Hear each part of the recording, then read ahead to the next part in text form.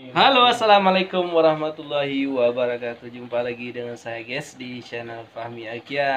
Semoga teman-teman sehat semua ya, dimanapun teman-teman berada, di Aceh atau di mana-mana teman-teman seluruh Indonesia yang menonton video. Terima kasih banyak. Jangan lupa klik tombol subscribe ya, share dan like. Oke teman-teman, kita akan melihat cara pengecetan replang ya, untuk untuk pemasangan seng nanti. Jadi sebelum pemasangan seng kita akan ngecat dulu replangnya ya teman-teman ya. Kita lihat dulu ya teman-teman pengecetan replangnya. Oke, jangan di skip ya, langsung disimak.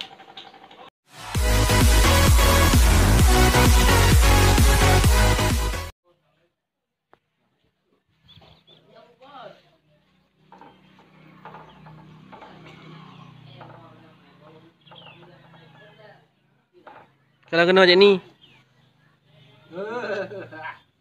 Ya. Pun mau apa lagi? Cek pun. Lalu.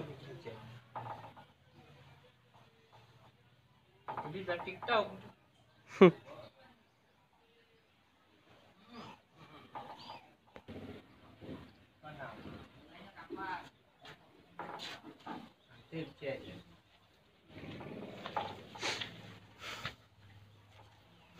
Nya replang kasih bang.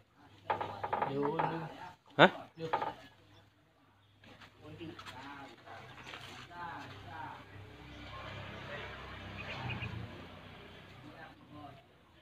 Hello.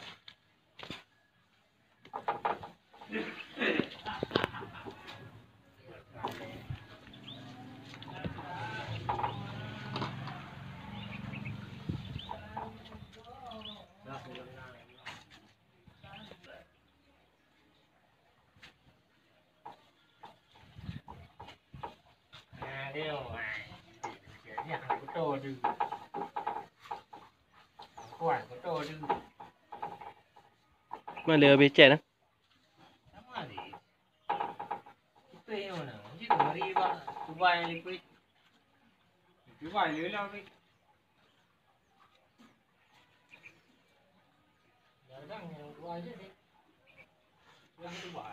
Apa warna yang laki ke warna yang?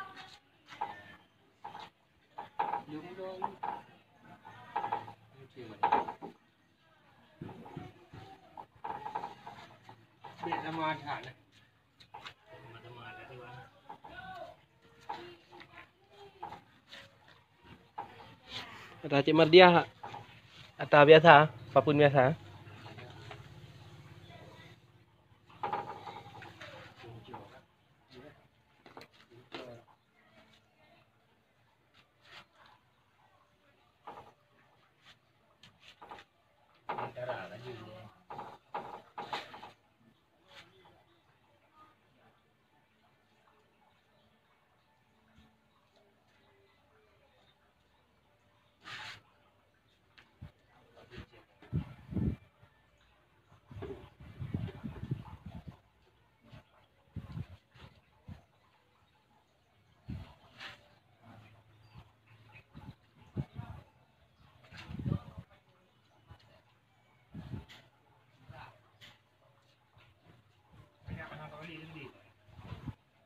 Analog.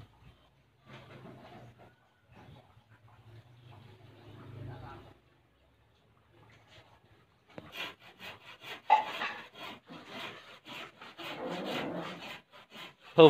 Halo, assalamualaikum warahmatullah.